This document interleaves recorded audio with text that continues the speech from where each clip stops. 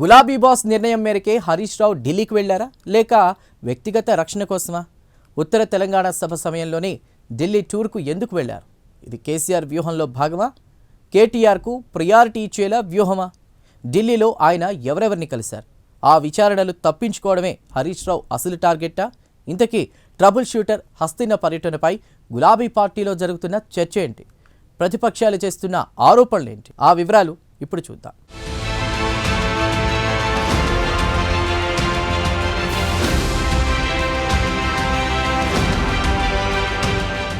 చాలా రోజుల తర్వాత గులాబీ దళపతి కేసీఆర్ ప్రజల్లోకి వచ్చారు. జగిత్యాలలో నిర్వహించిన బీఆర్ఎస్ ఆశీర్వాద సభలో పాల్గొన్నారు. అయితే తెలంగాణ రాజకీయాల్లో ట్రబుల్ షూటర్గా పేరున్న హరీష్ రావు తన సొంత పార్టీ అధినేత సభకే దూరంగా ఉండి ఢిల్లీ బాట పట్టడం రాజకీయ వర్గాల్లో ఆసక్తికర చర్చకు దారితీసింది. మాజీ ఎంపీ వినోద్ కుమార్, రవిచంద్రలతో కలిసి ఆయన సుప్రీంకోర్టు లాయర్లని కలిసినట్టు ఓ ఫోటోని విడుదల చేసినప్పటికీ ఆ వివరణ వెనుక బలమైన రాజకీయ కారణాలున్నాయని అర్థం చేసుకోవచ్చు. మామూలు సమయాల్లో ఈ పర్యటన ఇంత చర్చనీయాంశం అయ్యేది కాదు. కానీ కేసీఆర్ రీలాంచ్ సభ రోజే వారు అందుబాటులో లేకపోవడం వల్లే ఎక్కువగా చర్చ జరుగుతోంది.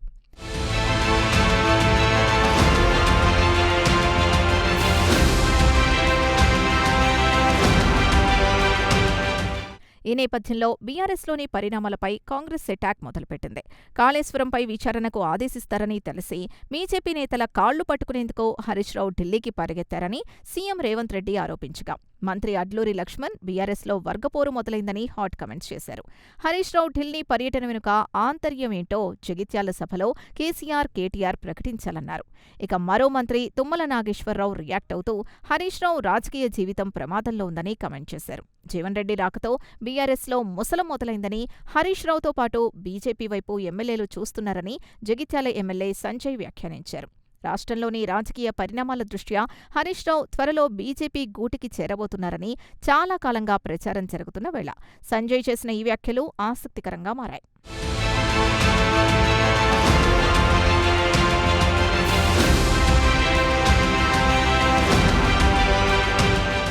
ఇక ఈ విమర్శల్ని బీఆర్ఎస్ వర్గాలు తీవ్రంగా కొట్టిపారేస్తున్నాయి. బీఆర్ఎస్ అధినేత కేసీఆర్ ఆదేశాల మేరకే పార్టీ త్రిసభ్య కమిటీ ఢిల్లీ పర్యటనకు వెళ్లిందని ప్రకటన విడుదల చేసింది. ఈ ప్రతినిధుల బృందంలో హరీష్ రావు, మాజీ ఎంపీ బోయినపల్లి వినోద్ కుమార్, రాజ్యసభ సభ్యులు వద్దిరాజు రవిచంద్ర ఉన్నారని తెలిపింది. కాళేశ్వరం ప్రాజెక్టుపై జస్టిస్ ఘోష్ కమిషన్ విచారణ, ఎమ్మెల్యేల అనర్హత వేటు వంటి కీలక న్యాయపరమైన అంశాలపై సుప్రీంకోర్టు న్యాయవాదులతో చర్చించేందుకే వారు ఢిల్లీ వెళ్లారని స్పష్టం చేశారు.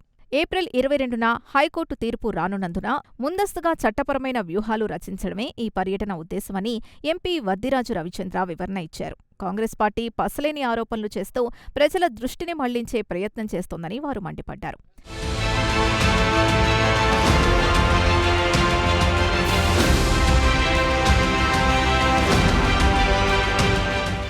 ఈ తీర్పు రాష్ట్ర రాజకీయాలతో పాటు బీఆర్ఎస్ పార్టీకి అత్యంత కీలకం కానుంది. ఈ నేపథ్యంలో చట్టపరమైన అంశాలపై చర్చించేందుకు హరీష్ రావుతో పాటు వినోద్ రావు కూడా ఢిల్లీ వెళ్లినట్లు తెలుస్తోంది.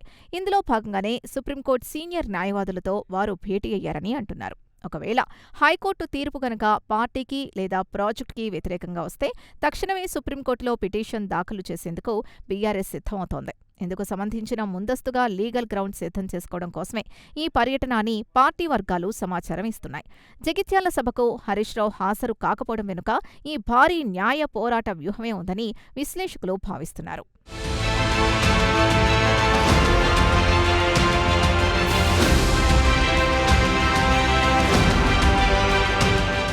అదే సమయంలో ఎమ్మెల్యే ఫిరాయింపుల కేసులో తెలంగాణ స్పీకర్ తీర్పు నేపథ్యంలో దానిపై భవిష్యత్తులో చేపట్టాల్సిన న్యాయపరమైన కార్యాచరణను సిద్ధం చేసేందుకు కూడా ఢిల్లీ పర్యటనకు వెళ్లినట్లు సమాచారం. అలాగే ఫిరాయింపు ఎమ్మెల్యేల కేసులో న్యాయపరంగా తీసుకోవాల్సిన తదుపరి చర్యలపై లాయర్లతో చర్చించినట్లు పార్టీ కేంద్ర కార్యాలయం వెల్లడించింది. ఈ నేపథ్యంలోనే కాళేశ్వరం ప్రాజెక్టుకు సంబంధించి హైకోర్టు తీర్పు ఏ విధంగా ఉంటుందోనని బీఆర్ఎస్ వర్గాల్లో తీవ్ర ఉత్కంఠ నెలకొంది. కానీ కేసీఆర్ సభ లాంటి కీలకమైన పార్టీ కార్యక్రమాన్ని వదిలి వెళ్లాల్సినంత అత్యవసర న్యాయ చర్చలు ఏమున్నాయనేది $1 మిలియన్ ప్రశ్న.